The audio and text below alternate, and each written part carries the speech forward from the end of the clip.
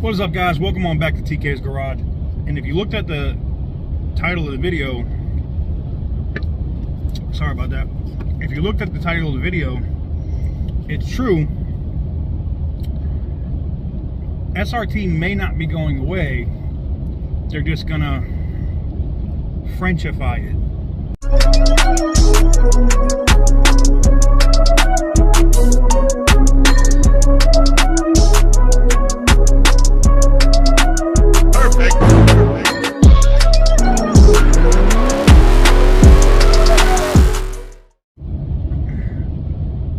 So according to some accidental speak is the best way I would say it, some of the engineers that were absorbed into Stellantis that were part of the SRT engineering team have now said that Stellantis is looking at making a smaller displacement V8 Hellcat engine. What does that mean? The days of the 6.4 liter Scat Pack and the days of the 6.2 liter Hellcat, what they may end up doing, and I find this weird because I saw people that were bolting, you know, it's a bolt-on, the blower, and they were bolting on these Hellcat blowers on 5.7 engines, and before someone says, no way, that's not possible, there's a channel here on YouTube, it's called RT Life, they're sitting at like 80-something thousand subscribers, and that's where I saw it first. So I know for a fact that they can do it and they can get the power out of a 5.7 liter V8. Now the question is, are they going to be able to have the 717, the 707, you know, the red line, the red eye, you know, almost 797 horsepower out of a 5.7? Maybe not. But there's even talk of it not being a supercharged engine. And this is a major shout out to like Mod to Fame. Same thing, you know, Stefan has the twin turbo Hellcat. We could very well see a big giant turbo on a 5.7 liter Hemi V8 basically becoming the new Hellcat. Basically a turbo powered, massive monstrosity, 5.7 liter massive, you know, V8. Now you're gonna say, well, 5.7, that's smaller, why would that be massive? Well, think about this. The Hemi engine that's been around for a significant amount of time. Now, some people said, well, maybe they're going to bring back the 6.1. No, the 6.4 kind of took that over. They got a little bit more displacement, and that's why we have the 6.4 Scat Packs instead of the 6.1 SRT8 motor that we had earlier. Well, I guess I would say last decade now, right? In the 2010s and up. And the 5.7's been around forever. I mean, obviously not forever, but for a very, very, very long time, right? The 5.7 liter V8 is a proven old school motor. Now, that's if the French don't screw it up and try to put a bunch of unnecessary crap, emission crap and gas saving crap on the Hellcat. Now, some people are saying, and I was on the Mopar Insiders forum this morning, that with the leaked memo stuff that came out, well, maybe they're going to hybrid the new Hellcat. Maybe they're going to like I8 the Hellcat, but instead of a 3-cylinder, you know, they want to still sniff those long, massive lines of cocaine before they're making stuff. And maybe they still will make the Chrysler Pacifica with a 5.7 Hellcat motor, but it's going to be electric / gas. And kind of like, you know, where the i3, which has a Rex or a range extender, is only a generator, the 5.7 could also power the wheels instead of just being a generator for the electric engine, right? Very similar to the i8, right? Or I believe the Fisker Karma did the same thing, where you could run on, you know, the gas engine could power the rear wheels. I believe that's correct. Now, if you do something like that, I still can't be on board with it, man. Think about this. If a Chrysler, and I can speak from experience because my rear end is screwing up in the Challenger now, if FCA / Stellantis, whatever they're going to, you know, Stellantis moving forward, is already having this many rear end issues, right? And other issues, transmission issues, quality control. If you've ever had your tail light the brittle plastic that they were using, and I kind of blame that on the Fiat part, because I think that's where that was coming from. But if you've ever had your tail light LED light just fall out and hang over your license plate, that's a massively common issue, and it's due to very cheap brittle plastic. My car's already done it. It's brand friggin' new. It should not be doing it. I think I saw another one today at the gas station with the same thing, a rental car with the light just hanging out the rear. That's stupid. When I went to the dealer, they were like, yeah, you know, the common, it's so common. It's stuff like that if we're having that kind of quality control issues already, now Stellantis, maybe they could fix it. I don't know. Last time I checked, like, French cars were pieces of crap. I think they came here in the 80s and early 90s in the US and got run the hell out because their cars were absolute garbage. So now that's who's over SRT, that's who's over Dodge, that's who's over our Hellcats, the Challengers, the Charger, you know, the Jeep, the Trackhawk, everything. So the question I have for you guys is, you know, do you think them building a hybrid is a smart, a hybrid with a 5.7 V8, while it might sound cool and having that electric / gas takeoff speed and being able to still have that launch, you know, being able to have that power to get that 0 to 60 and still have it in a smaller engine, which is better on the environment.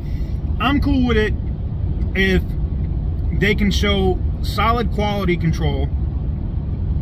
And just like, because BMW had their issues with the i8 too. Go holler at my dude E-Vapors. So many of them go for corrupted battery packs and powertrain issues and will sit at a BMW dealership for 15, 16 weeks. If you're a Hellcat owner, you expect to blow up a rear end if you're running it at the track. It's gonna happen. You're gonna blow a rear end up. It's gonna happen, all right? If you own a Scat Pack and you beat on it and you're racing it and you're running it and you're enjoying it, you probably are gonna blow up a rear end at some point. It's $1,000 part. Now, some people might be like, oh, he's just saying $1,000 like it ain't shit. I'm not saying that. I'm saying, though, it's only $1,000 part. It's only $1,000. So why, you know, but now you put hybrid in it and we make this a gas electric car, let one of those parts break. You think you blow up a rear end that's a hybrid, that, you know, has regenerative braking and all that other crap running through the drivetrain, that's going to be $1,000 part that they could bolt on and fix in the same day? No, not going to happen. So that was my question to you guys, and I wanted to give you guys that little bit of news on the day. Not a super long video, but it is good news in the fact that SRT, while they've now come out, because, you know, I think they were kind of testing the waters by saying, yeah, it's dead, and they wanted to see what the customer response, like the fans and what the people's response was going to be to it. And when they saw everybody coming out with pitchforks, like, yo, man, why are you messing with our V8s? That now the French have kind of been like, you know, the French lay down for anything. So I know somebody in France is going to be like, TK, go pound sand. But keep it a buck. Like, the French, they lose. I mean, that's what they do. So, except I think, what would they win, a World Cup a couple years ago? I guess that's a W, but it's, you know, it's soccer. I'm gonna stop. Y'all gonna be roasting me in the comments. But for real though, I have to say, I'm not as worried about SRT as I was. I just hope that they don't totally botch it. I hope they don't totally screw it up. That's the thing. So enjoy your massive V8s now. If you don't have one yet, a 6.4 or a 6.2, you better get one. You won't see any more of them on dealership lots before the end of this year. That's it. See, people are saying that they're going to run through the end of 2022. No, they're going to debut this 5.7 Hellcat engine, this lower displacement. And some people said, oh, they're going to bring back the Magnum and put a turbo on it. No, they're going to keep the Hemi, because while the Magnum was a really good motor, to some people, the 4.7 is nowhere near as reliable as that 5.7 Hemi. It's just not. The 4.7 Magnum is not as reliable as the 5.7 Hemi. Don't at me, bro. I'm done. Anyways, hopefully this video is a little informative to you. I got one more little thing for you guys today too. There were some rumors. Now, you guys remember when I dropped what they were looking at, like initial thoughts and design language of what the Challenger would look like as a hybrid / electric thing, and I posted that video a few videos back. If I get time, I'll link it in the description. But that they also are thinking about bringing back the Renegade. Now, if you don't know what the Renegade was, it was kind of like Chrysler's answer to the El Camino, right? It was like car in the front. It was like, you know, party in the front, or business in the front, party in the back. It was like the mullet of cars / trucks. Well, it looks like Stellantis in there, we need to sell all trucks and SUVs we can because that's where our money's at. Wrong. But, you know, Ram, I guess they have a very high profit margin. And especially on Jeep, I know why their profit margin is so high. Because when everything you put into your Jeep is a 3.6 liter VVT engine, of course, those aren't nowhere near as expensive for you to build and put into a truck that you're going to sell for around the same amount of money as a lower end Scat Pack than it costs for you to sell a 6.4 liter engine that you have to put into a properly equipped Scat Pack. Duh, you have more profit on the Jeep. I can understand them wanting to sell more of those. And I think that's why, getting back to that 5.7, that we're going to see the SRT or the performance versions of our cars go to those 5.7s with either a turbo or a blower on it.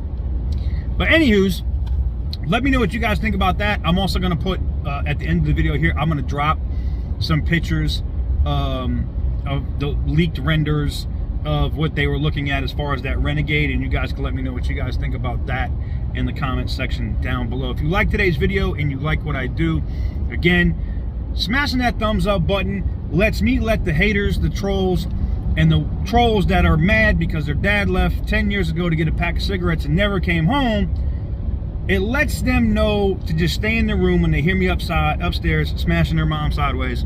By you smashing that thumbs up button, it massively helps kind of like put more sound deadening in the walls and stuff, so, you know, I don't have to hurt their feelings. So with that said, thank you guys very much for watching. I am looking forward to what's coming up in Dallas in April. And man, I got some crazy news today on Instagram as well. This is kind of a little piece of news, and she's probably gonna get mad, but the Real Nova 392 may have to change her username really soon. And man, I cannot wait to get to Dallas, because to see like the call outs that are gonna, you already saw my call out, but the call outs that are gonna be happening, whoo, and them races, ooh, go check out Demonology's channel and go check out my dude Donkmaster's channel as well. If I get time, I gotta upload this while I'm moving. I'll put the links in the description down below. I should be back up into the Carolinas in the next day or so stay tuned for that. We'll get back to our regularly scheduled programming as far as Copart and things of that nature are concerned. We still got to dump the Mitsubishi, and I think I'm going to do a what happens if you pour Gorilla Glue into the engine video. If y'all want to see that, let me know in the comments.